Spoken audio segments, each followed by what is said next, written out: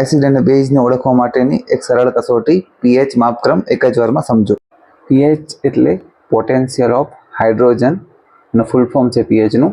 તો છે શું પીએચ માપક્રમ? તો દ્રાવણમાં રહેલા H+ આયન એટલે કે હાઇડ્રોજન આયનની સાંદ્રતા માપવાનું માપક્રમ. સાંદ્રતા એટલે કે હાઇડ્રોજન આયન કેટલા પ્રમાણમાં છે દ્રાવણમાં એ માપવાનો જે માપક્રમ છે એને આપણે પીએચ માપક્રમ કહીએ છીએ. હવે એનાથી આપણે કઈ રીતે એસિડ બેઝ ઓળખીએ છીએ? તો જો પીએચ છે એ 7 થી ઓછી આવે તો એને આપણે એસિડ કહેશું, જો 7 થી વધુ આવે તો એને બેઝિક કહેશું, અને જો 7 હોય તો એને તટસ્થ કહેશું. 7 થી ઓછીમાં કઈ રીતે એસિડિક?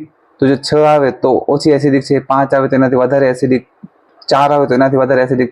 મતલબ 7 થી તમે જેમ જેમ નીચે આવશો એમ વસ્તુ એટલે કે જે દ્રાવણ છે વધારે એસિડિક બનશે, અને જેમ 7 થી ઉપર જશો તમે 8, 9, 10 એ રીતે વધારે બેઝિક છે એ દ્રાવણ બનતું જશે. અને 7 હોય તો તટસ્થ.